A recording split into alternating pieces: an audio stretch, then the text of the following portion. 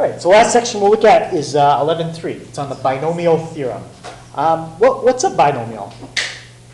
That's something from Algebra 1. To what? Yeah?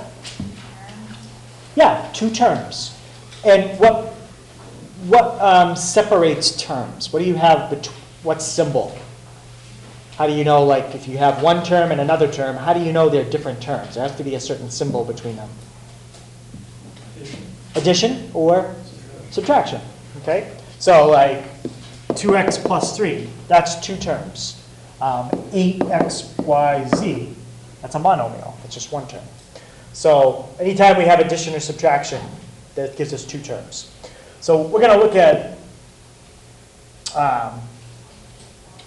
basically multiplying out binomials, and we're going to look at what happens like if you square it, or cube it, or raise it to the fourth power. Okay, we're just going to look at what happens.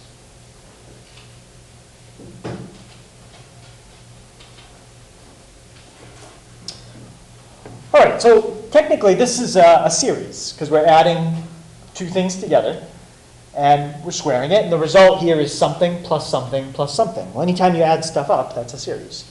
Okay? Specifically, it's finite. It has an end. The final result is 3 terms long.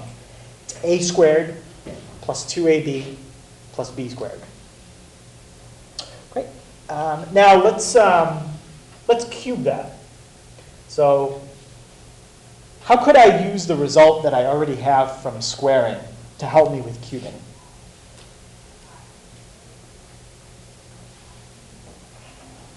Yeah, think like, what does a plus b cubed mean in terms of what we have just above them? Yeah? So like, you would basically use what you got for the a plus b squared and then multiply it by another a plus b.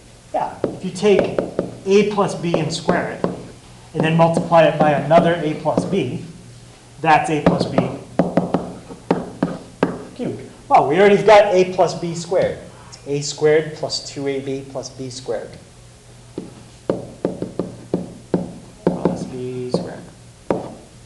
And we're going to multiply that by a plus b. Okay, you can do it a lot of different ways. What I like to do is distribute the a to everything and then the b to everything. Okay, so let's start with the a. Quinn, what do you get if you distribute a to the first term?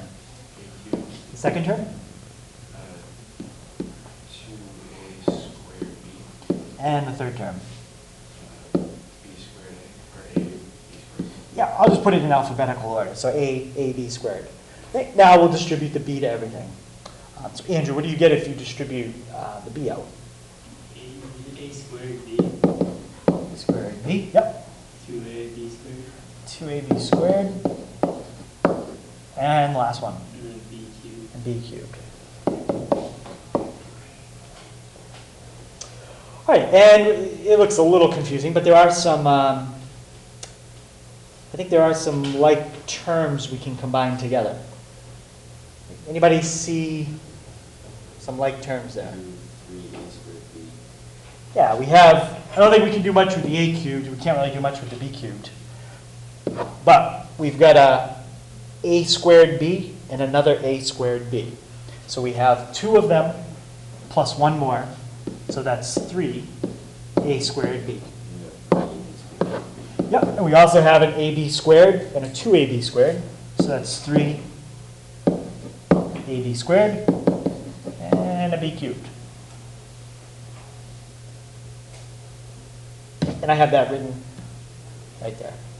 So I'm not going to keep doing it out, but now we're going to write down a plus b to the 4th. I already have it done out. And I already have it done out for the 5th as well. Okay, but you'd have to just keep multiplying by another a plus b, FOIL it, combine like terms. So for a plus b to the 4th, you get 1a to the 4th, 4a cubed b, 6a squared b squared, and then you can almost notice kind of a symmetry.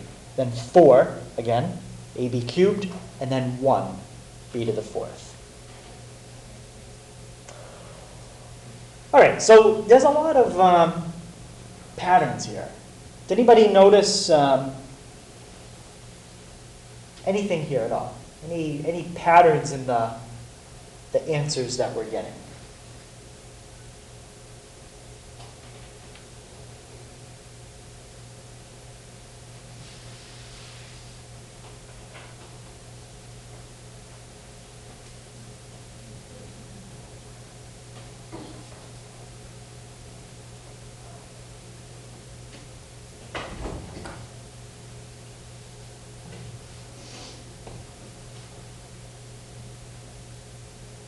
Anybody notice any patterns? Amanda? Well, like, it kind of goes, like, on the bottom line, it goes 5, 4, 3, 2, and then 2, 3, 4, 5.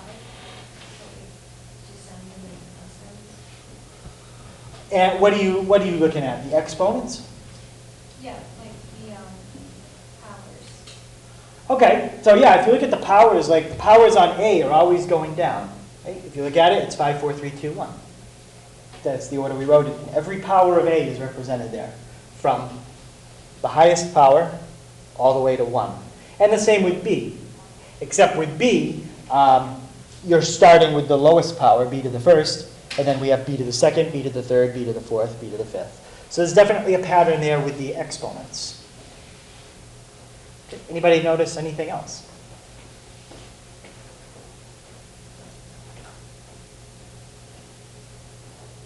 Like you said, it's Yep, there's definitely symmetry there. So if you have an even amount of terms, you can draw a line right in the middle and basically start repeating the coefficients that you had before. So like this one, 1, 5, 10, 10, 5, 1. For odd, the one that's in the middle, it's not repeated, it's just in the middle, but then on each side we had started with a 1, ended with a 1. Okay, for this one, 6 is in the middle, you had a 1, 4, and then a 4, 1.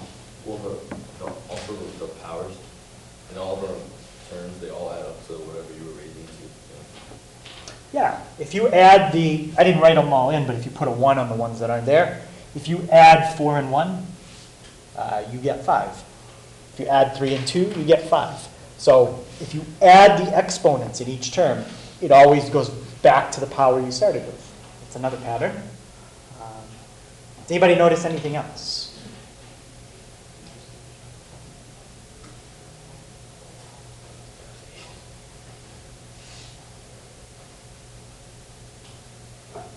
How about looking at the coefficients? What are the coefficients of a plus b squared?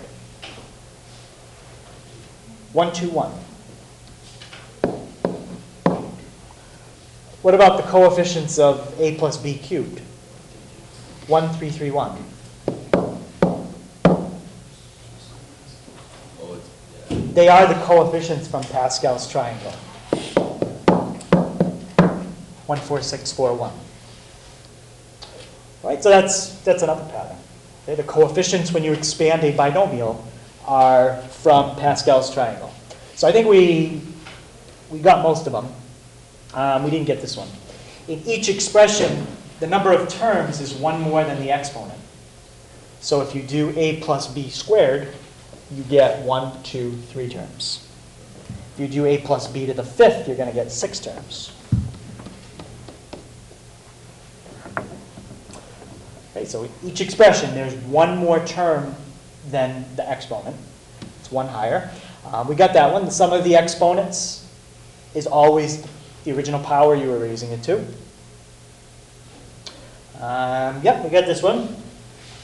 So the degree of A went down by 1, and the degree of B went up by 1 with each term. And where are the coefficients coming from? We just answered that. They're from Pascal's triangle.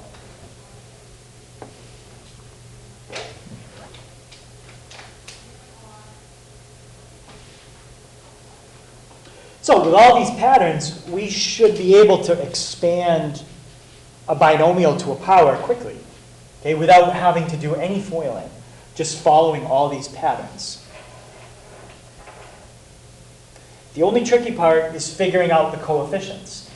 And figuring out the coefficients isn't too bad if you're not expanding to too high of a power, okay, because you could just make the triangle as far as you need it. If you wanted to do something like a plus b to the 20th, writing this out to the 20th row, probably not the best way to go about it. Other thing I just want to make sure of is this is not row 1. What row is the top row? It's row 0. That's row 1. That's row 2. So the coefficients row number does match the power number because you start with row 0. So if you want to cube something, you go to row 3. 1, 3, 3, 1. Okay? It's just if you don't start with row 0, then everything is off by 1. Okay? Yeah. Okay, so the coefficients come from Pascal's triangle. What was the last pattern? The last, they're all, the last pattern? Yeah. The last was the coefficients come from Pascal's triangle. That was the very last thing. I think I phrased it as a question. Where are the coefficients coming from? And this is where they come from.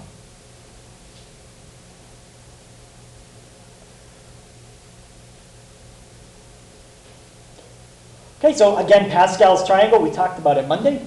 The way you get it is you take the two numbers that are above the position and you add them together. So if you wanted to get 10, you take the 4 and the 6 and add them together. If you want to get 6, take the 3 and the 3 and add them together.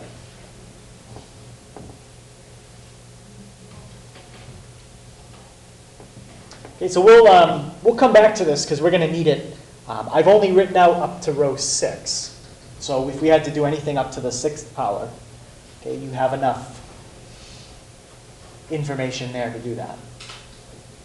Okay, there's all kinds of patterns in this triangle. We saw that the Fibonacci sequence is kind of hidden in there. We talked a little about that. I think we talked about prime number rows. If you look at any prime number row, every number in that row is a multiple of that prime. So if we were to do row 7, every number in row 7 would be a multiple of 7, except the ones on the outside. Every number in row 5 is a multiple of 5.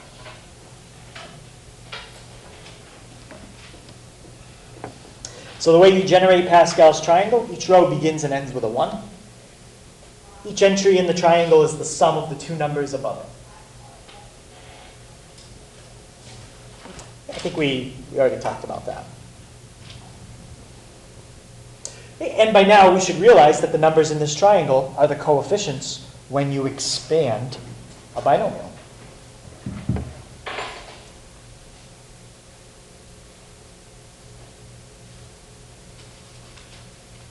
Okay, I think there's also a way to expand trinomials. You can't use Pascal's triangle. I think instead of you use something that's almost like a pyramid, because when you go into a trinomial, you've got that one more term. So I forget exactly how to do that, and we're not looking at that. But there is a trick to expanding trinomials as well.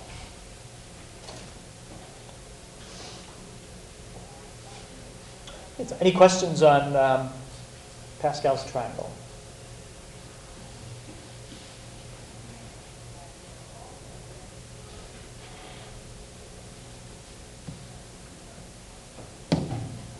All right, so let's try to expand that. Right, so we're just going to try to follow all those patterns. Okay, let's start by just writing down the 6th row. We'll just put it right here so we have it. What's the 6th row in Pascal's triangle? 15, 21, yep. 6, 1. All right. It's just 20. Oh, 20, yeah.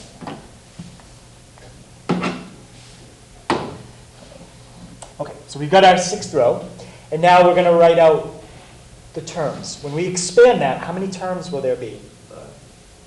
No. 7. 1 for each coefficient. Okay, so seven terms. So we're going to start with 1. And then I'm going to have an a, and what's going to be the power on my a? To the sixth. Plus, what's going to be my next coefficient?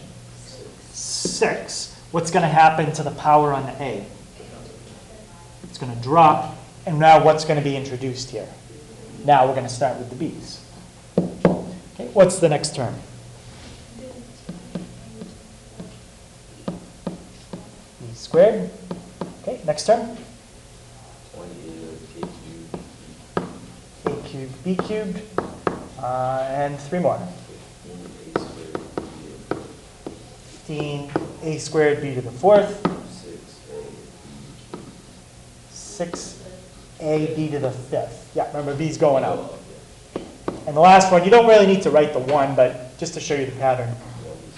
1 B to the 6th. So it's still kind of a lot to write, but it's a lot faster than writing A plus B 6 times in parentheses and then foiling it all out. And that's the answer. You could, if you had specific numbers, you could check that. Otherwise, there's really no way to check it. You just have to make sure you follow the patterns. Okay. Any questions on that? All right. Let's try this one. 2xy to the 4th. What's the first thing I need before I can even start really doing the problem? I need the 4th row in the triangle. Okay, what's the 4th row in this triangle, in Pascal's triangle? 1, 4, 6, 1, 4, 6, 4, 1. All right, so now I'm going to have a 1. Now, this is like my A term, that whole thing. And this is my B term. So when I write it this time, because A has a couple factors in it, it has a 2 and an x, what do you think I want to do when I write it down? Yeah? You do parentheses and put the 2x in it. Yes, you have to put The parentheses. word powers, and you simplify from there. Yep. 2 to the 4th is 16. Yeah, so we'll have to, we have to do that. Perfect. So you've got to put it in parentheses. Okay, that's the key. So 1, it's your coefficient, and then 2x to the highest power. Okay, what's the next term? What's the coefficient going to be? 4. And then 2x, 2x there, to the 3rd, b, or y. y. Now, if y was a term that had a couple factors in it, I would also be putting the y in parentheses. Okay, but I don't need to. 6, 2x squared. 6 times 2x squared, y squared. Zach, can you give me the next one? 4.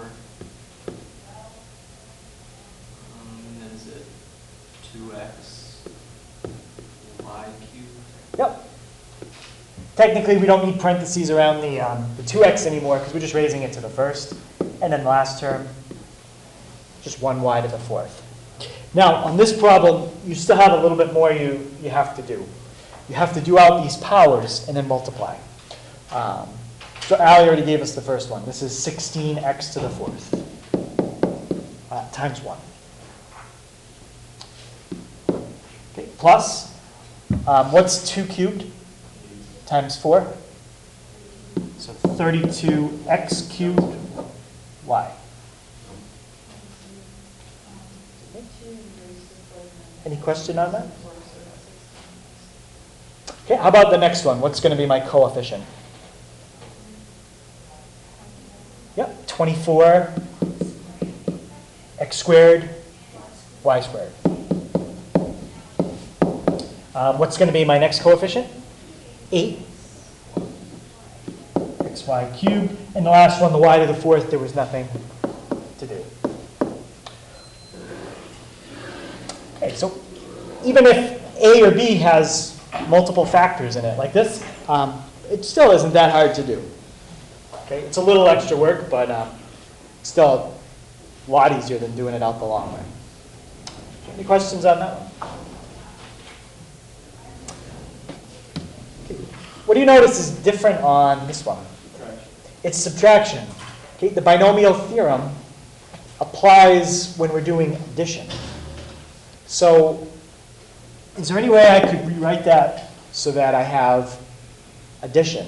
And then if I can do it just like we did the last problems. Yep. Plus negative 2y. Yeah, think of it as 3x plus negative 2y. That's your A. In this case, that's your B. What's going to happen here? Because of that subtraction, anyone think they can tell me what's going to happen with the terms? It has to do with that subtraction.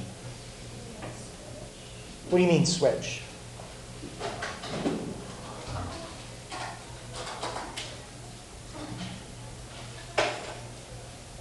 Anyone else have a thought what might happen when we have the final answer?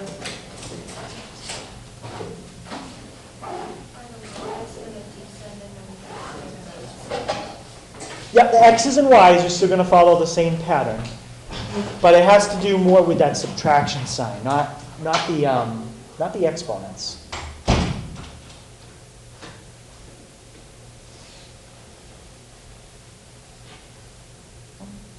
All right, well, let's do it out and see what happens. Molly, what's my first term? Well, actually, can you just tell me the first row? We didn't write that down yet, and that we need. Yeah, the third row. Oh, there would be 1, 3, 3, 1. 1, 3, 3, 1. All right, so now what would my first term be?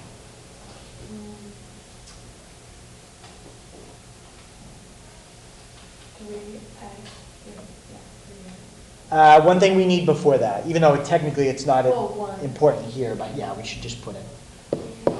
1, yep. 3x. To the third. Right, yeah. Like that? Oh, you put parentheses. Yes. There you go. So there's your first term. Jeff, how about my second term? That'd be 3, Mm-hmm. 3x squared negative 2y. Like that? Okay. Parentheses? Yeah, we got to put parentheses because this is a product. Yep. All right. So we got 2 more terms. Tom, what about my third term? So it would be 3 Yep. product of 3x cubed. We already did the 3x cubed. 3x, oh yeah, 3x. 3x. Yep. And then product of negative 2y now. And that's cubed. Yep. And now the last term is just going to be negative. Yes, thank you. We haven't got to cubed yet. The next one is going to be cubed. So now we're at negative 2y, and it's just, if you want to put the 1 in, you can. Just times 1. And then squeeze in negative 2y cubed. Okay, now does anyone see what's going to happen with the terms? Something different is going to happen in the final answer than the last 2 problems.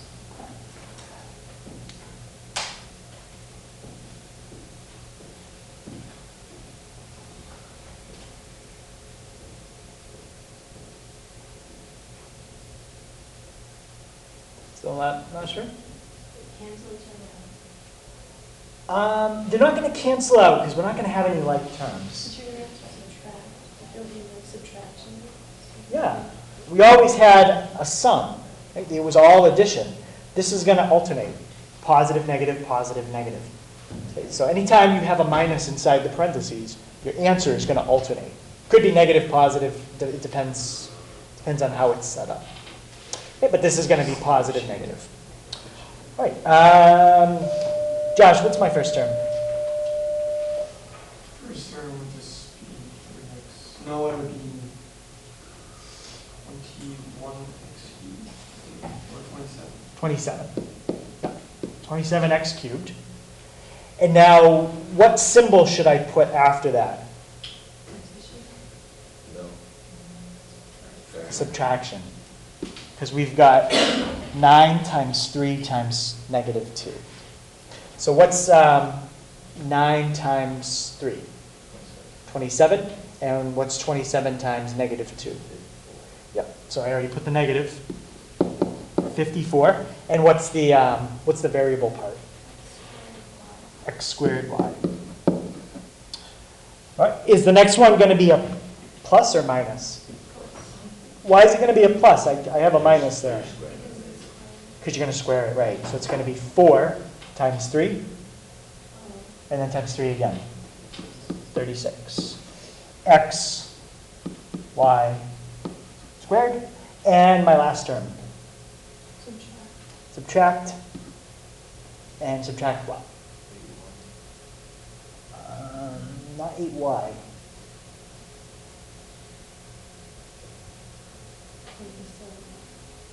Said 8y, right? Cubed. 8y to the third. Okay. Any questions on that one?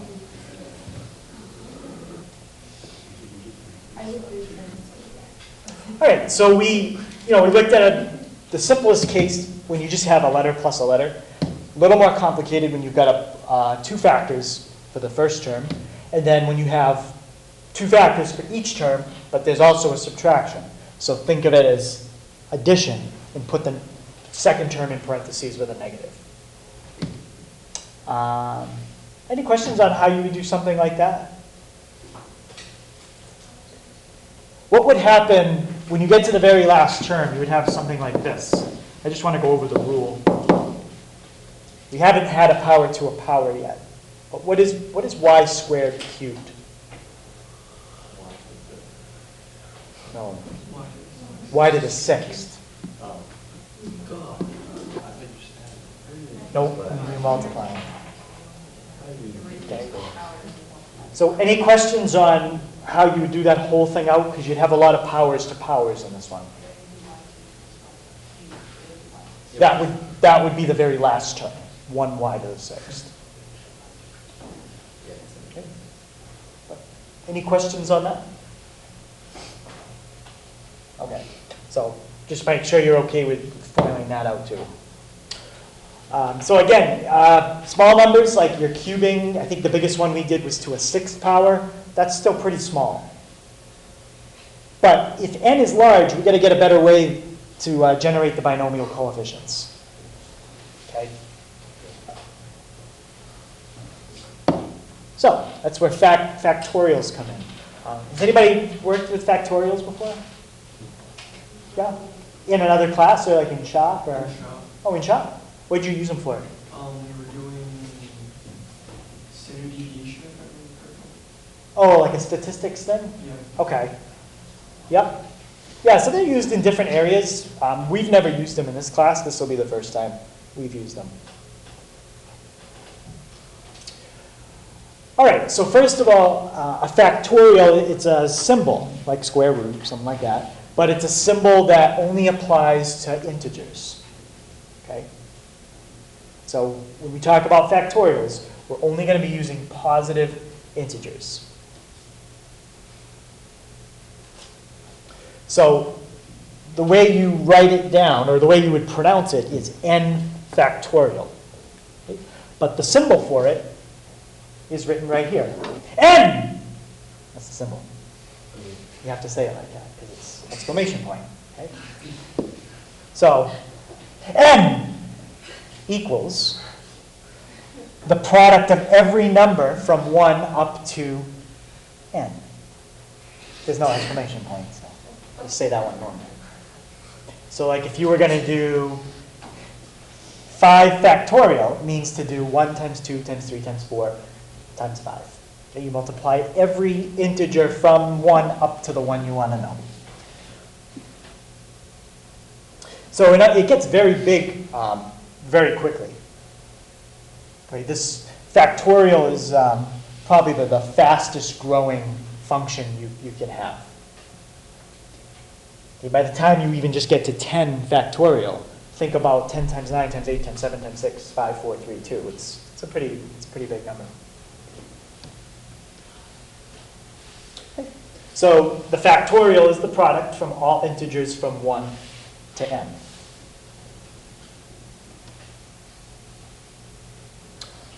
So there's a couple that are kind of weird, and we just have to define them. And 0 factorial is defined to just be 1. Okay, and there's a way you can check that on the calculator. If you type in 0, and I don't think the factorial button is on the, it's not on like the keyboard part anywhere, but if you go to math and then probability, it's the 4th option. Okay, so 0 factorial is 1. Okay, after that one, then I think the definition that I have right here should be sufficient to figure it out. So what do you think 1 factorial is?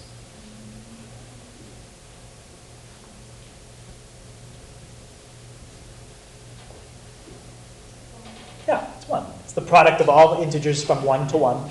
There's only one integer from 1 to 1. It's 1. Okay, so it doesn't really seem like it's growing very quickly. But how about 2 factorial? 2. That would be 2. And then 3 factorial would be 6. How about 4 factorial? 24. And 5 factorial?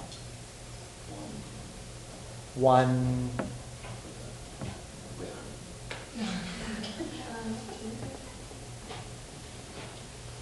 Wait, it's 20. 24. 25. Yeah. That's 24. And what about 5 factorial? 112. Right the first time. She goes 96. So already by the time you just get to 5, if you think of this as like a coordinate, 5, the y value is up at 120. Okay, so it gets pretty big quickly. And the problem with it getting so big is that we can't even use the calculator sometime to do the calculations we need. Because if you tried to do, I forget how big you can go, but I think even 80 factorial is too big for the calculator to do. Yeah, it's too big. And 80 is not even that big of a number, really. So what if I wanted to do like 1,000 factorial? It's way too big to do. So we got to come up with a way to do arithmetic that somehow doesn't involve the calculator as much, but it's kind of a shortcut when you work with factorials. Okay, so I'll show you how we do that in a little bit.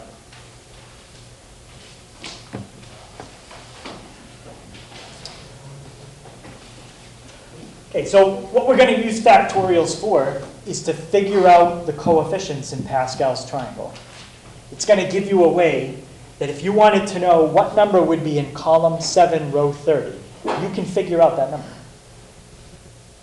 And you don't have to figure out every row before it. Okay. So the notation we're going to use is this.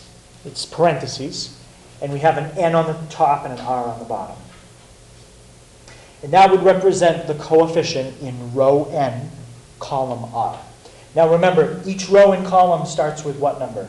Like the top row in the triangle is row 0. Yeah. The first the columns also start at column 0.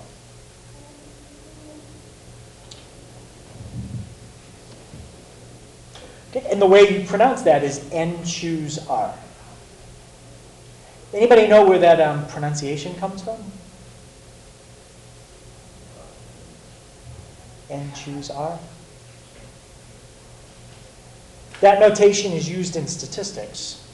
If you had, let's say you had 3 objects, and you want to know how many different ways can you choose 2 at a time. What we're calculating right here is also the answer to that question. If you had 3 objects, you want to pick 2 at a time. That's the notation to describe it. So all the numbers that we saw in Pascal's triangle, these are actually numbers you could use in statistics.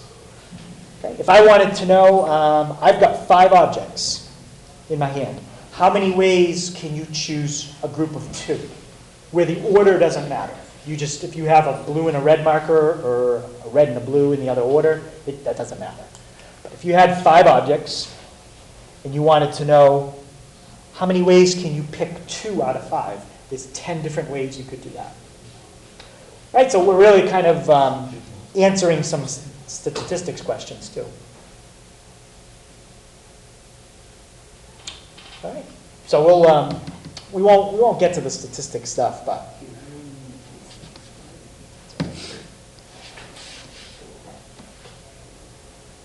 Okay, and I already said that. Remember, you always start with row 0, column 0.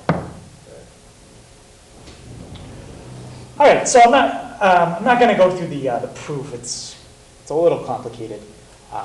But what ends up happening is that if you want to figure out the number that's in row n, column r of Pascal's triangle, that's the formula to do it. It's n factorial over n minus r factorial, r factorial.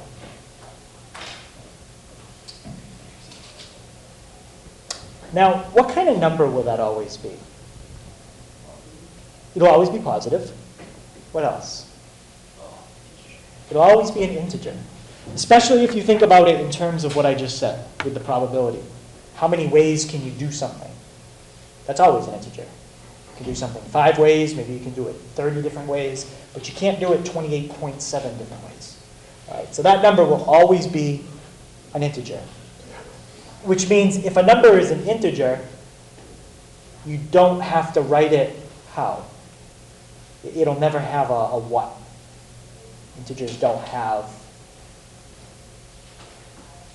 something.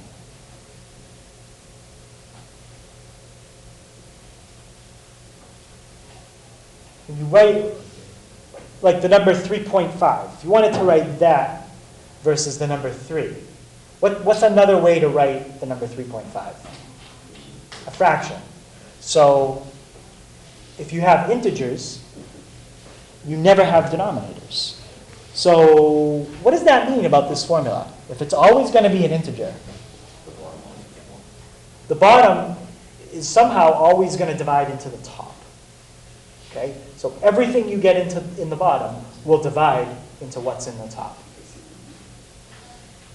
So that's going to help us when we have to do the calculations, because if you can reduce, like if you had something like this, and you want to type it in, if you can reduce it first, it's going to make the numbers a lot smaller, which is important with factorials, because sometimes the calculator can't handle the factorial. It gets too big. All right? So we're going to keep that idea of reducing in mind. So this is Pascal's triangle written out in our kind of our new notation. Okay, the first row would be 0, choose 0. And that would be 1. If you have 0 objects, how many ways can you pick 0 of them? It's one way. You don't pick anything. In the next row, 1, choose 0, 1, choose 1. And then 2, choose 0, 2, choose 1, 2, choose 2.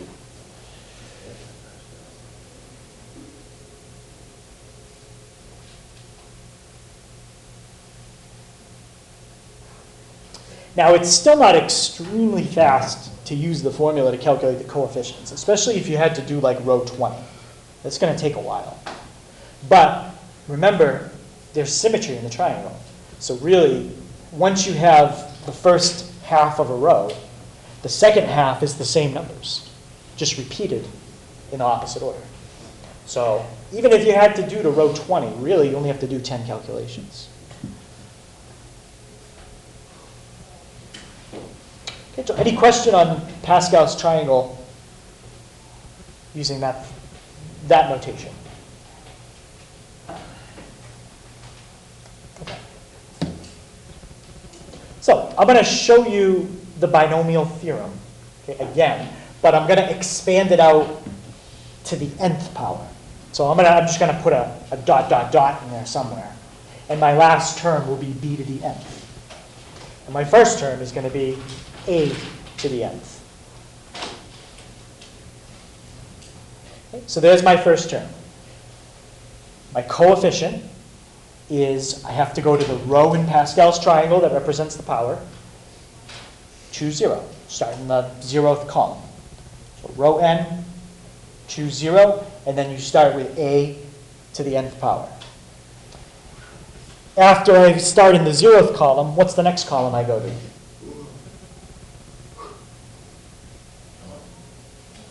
Yeah, the first column. That's right. So, and choose 1. What's going to happen to a? What happens to the exponent on a? Remember, the a's are going down by 1.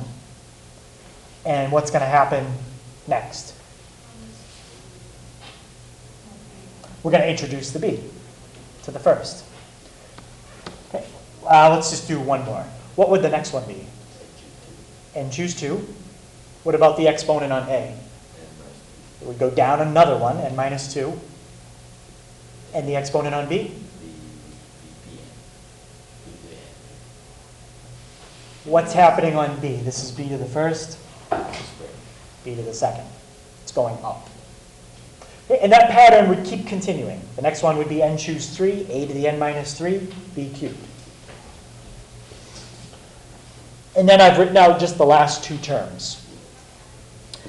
Okay, you keep going basically until this number and this number match, till you finally get to the end of your row and then the last column, like row 7, column 7. All right, so the second to last row would be n choose n minus 1. It would be 1 before the last one. Your exponent on a is now finally down to a 1. Your exponent on b is almost as big as it's going to get. It's still 1 less. And then the last term, a finally disappears. Think of it as a to the 0. B is now the biggest exponent, b to the n. And the coefficient is n choose n. So that's the binomial theorem written out kind of in general. And I think if you look at it kind of step by step, each term, it makes more sense than just trying to look at that all at once. Okay, but the a's are going down, the b's are going up, and we're using our notation for the coefficients. All right, so before we can really expand something with the formula, we just have to practice how to find the coefficients. So, how would I find 6 choose 4? Well, let's start with what's n and what's r there? N is 6, yep. R is 4. So what's the formula say to do? What goes in the top? What goes in the top? Yeah, 6 factorial. And what about the bottom? N minus r. Yep, and we could simplify that. So n minus r factorial. And then n minus r factorial. So let's simplify. 6 factorial over 2 factorial times 4 factorial. Sometimes if you put it in parentheses, it helps a little. Now, if you write the top out, what is the top? Like if you write the whole thing out.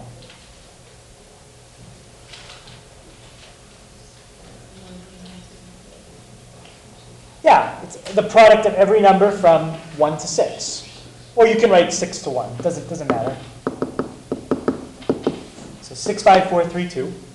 Now, in the bottom, you have a 2 times a 4 times a 3 times a 2. You can always cancel. I usually cancel the bigger factorial first because I have a 4, 3, 2 in the bottom, 4, 3, 2 in the top. So you can always cancel that. And then 2 goes into 6 how many times? 3. So we took what would have been a pretty big, well, relatively big calculation. 6 factorial is 120 times 6. And our final answer is nowhere near that. Okay? All we're left with is 3 times 5. That's 15. And that's small enough, you could go back in the notes and I think you could check it. If you check row 6, column 4, there should be a 15 in that column. Now, this is one that we haven't done out up to row 9. And if you tried to do the calculation for 9 factorial, okay, without reducing first, you're going to be dealing with, this calculator doesn't have factorial. Okay, so if you don't reduce it, you're going to have some pretty big numbers.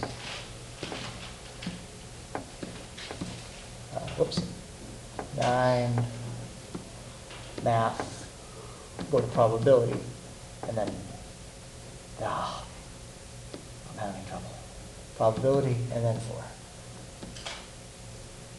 No, I don't want random integers. I don't know if there's a faster way to get to factorial. It'd be nice if there was a button. I think scientific calculators have it, but you have to like set a button to do it or something. Okay, so without reducing, you're going to be dealing with numbers that are in the hundreds of thousands. Reducing, it's going to be a lot smaller. Okay, what would be my formula for this one? N factorial over 4 factorial. Yep, over.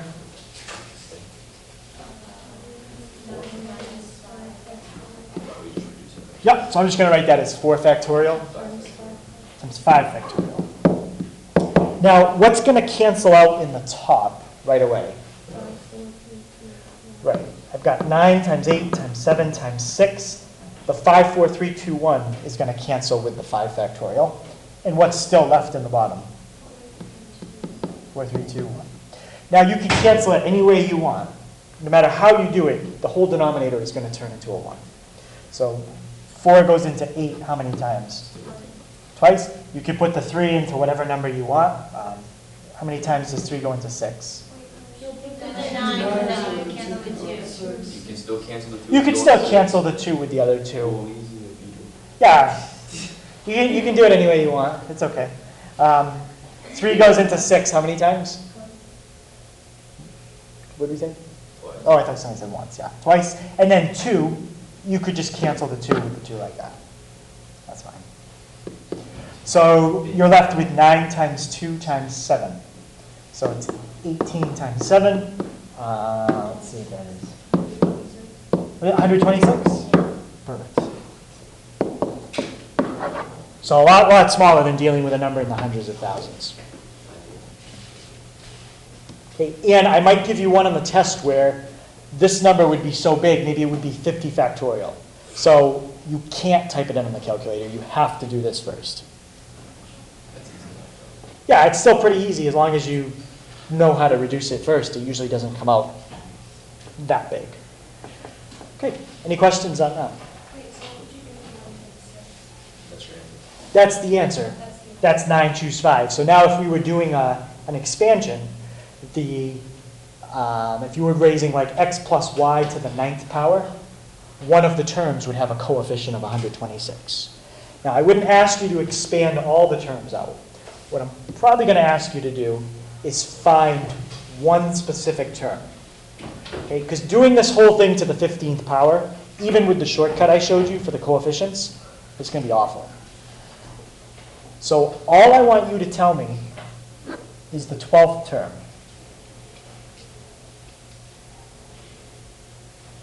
Right, so when you do this, you just have to kind of keep track of where you're at.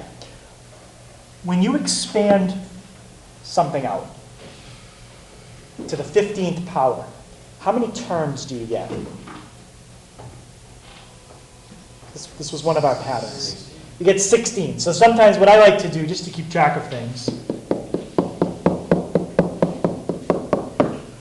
I just put out 16 terms. And I'm going to circle the one I'm looking for. Okay. It says the first term is the 0th term. The reason I did that is because if you don't, it throws everything off by 1. So this is your 0th, 1st, 2nd, 3rd, all the way up to, well, I guess I can just write them. It's not that many.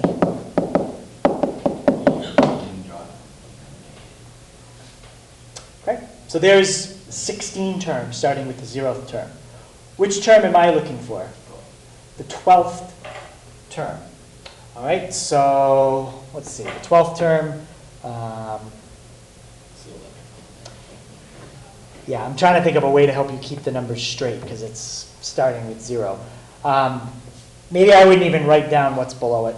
I would just count. All right, that's my 0th, so that's the first, 2, 3, 4, 5, 6, 7, 8, 9, 10, 11. Let me just double check. Oh, I wanted 12th, not 11th.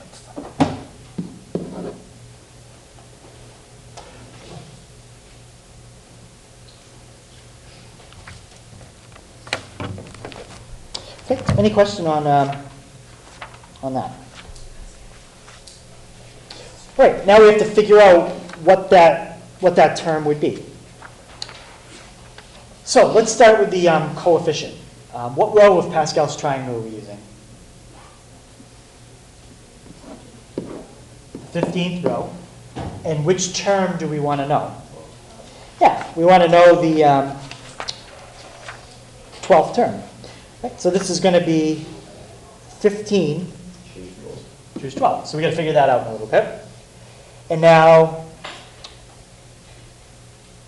let's figure out, we've got 2x that's raised to some power. We got to figure that out. And we've got a 3y that's raised to a power. All right. So let's start with the 2x. What would be the power on the 2x right here? It would be the 15th. And then 14, 13. No, just kidding. 7. So we get 4. Right? So the power there is, let's see. You know what? I think I'm going to make the wording a little clearer on the test, but I think when they say 12th term, I think they do actually mean that one. I think that's the one they're looking for. Because they did say the first term was 0. I'm gonna reword that on the test so it's clearer. But yeah, I think that's the one they are looking for. Regardless, whatever one they're looking for, the pattern for how you do it is the same. And then the 3y would be to the 12th. Because if you just remember the trick, these two numbers have to add up to your power. Right? So to make that clear, if they say 12th term and you label it just like I did here, go with the 12th term. Okay? Technically, there is no 16th term in this problem because you started with 0. Okay. Any question on that? So yeah, do it just like I did there. And I'll clear that up for the test too. So the only thing left to do out is this. Let's see what we get. So how do we do out 15 choose 12? Over 15 minus 12. So 3. 3 factorial. Yep. And then 12 factorial. Let's do this out. What's 2x cubed? 8x cubed. Do they do this out? Yeah, they do it out. So 3 to the 12th, y to the 12th. So 3 to the 12th, 531, 441. And what's the y term on that? Y to the 12th. All right, let's do this. What's going to cancel out with the numerator right away? Everything from 12 down. So you just need 15, 14, 13. Over 3, what's 3 times 2 times 1? 6. Actually, if you write it as 6, you might have trouble reducing. So let's leave it as 3 times 2. 2 goes into 14, 7. 3 goes into 15, 5. So I've got 5 times 7 times 13 times 8. I'm going to do all that out. So 3,640. And that was x cubed. And that's times 531, 441, y to the 12th. And the last thing you could do is multiply the 3,640 and the 531,441. And if you do that, I'm just going to write down what the book gets. If you want to check it, you can. Let's see, that's 1,934,000,000. It's a big number. That's why I would only have you do one term. It would take a while.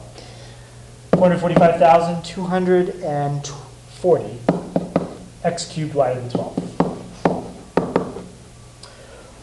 All right. So on a problem like that, I am not going to ask you to expand the whole thing, just one term.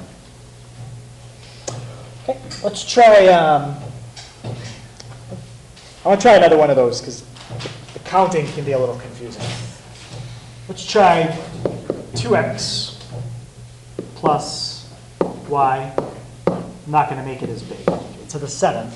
And I want to know the 5th term, starting with the 0th term.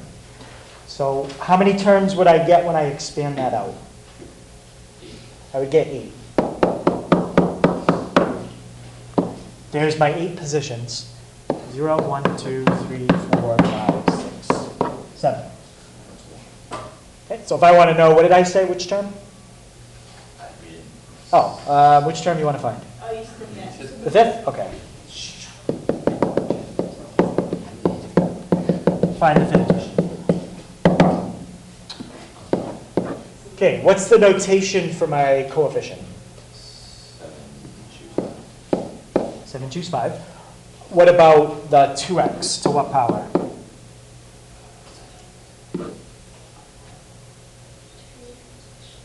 2. Yep. It's actually just the difference of those two. And then it's y to the 5th. And you'd have to do that out. All right. Let me give you one that's a little different.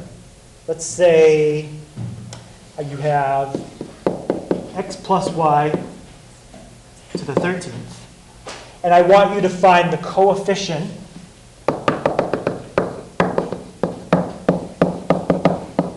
of the x to the 6th, y to the 7th term.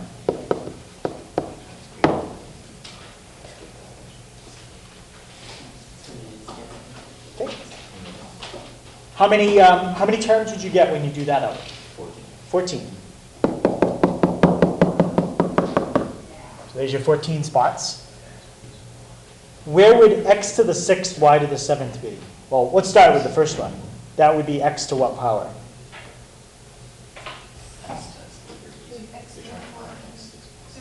13. 12.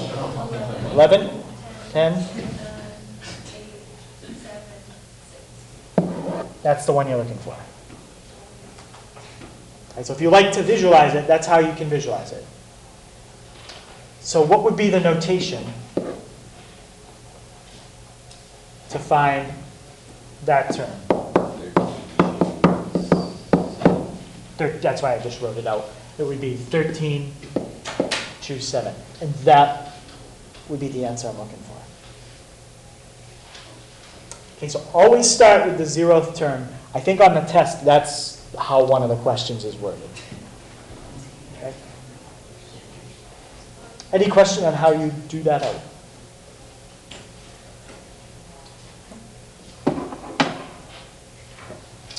So it's the y that picks what number term we go for? It's the what? So how do you know we're going for 7th? Well, if you start here, this would be your x to the 13th, Oh, it's x to the 12th, actually 6 y to 7, yeah. 11, 10, 9, 8, 7, 6. 6. I got you. So if you don't want to count with the x's, you could start the other way, counting with the y's. 13, 12, 11, 10, 9, 8, 7. Whichever way you want to keep track of it. So is the answer to that 13 choose 7? If you'd have to do it out. So, any question on how to do the factorial out here? No. Yeah. On the test, it'll be done out. Yep.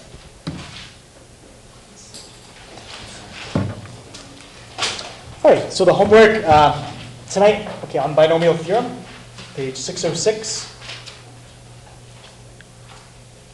And it's 1, 3 through 8, 11 to 15, 17 to 19, and 21 to 25. Okay, I will be after school today, so don't forget, if you still have a test to make up, today's pretty much it to get that done. So come see me. Also, I'll try to make a video for extra help in case you can't make it. If nobody comes for extra help for pre-cal, then I probably won't do a video. If somebody comes, then I will.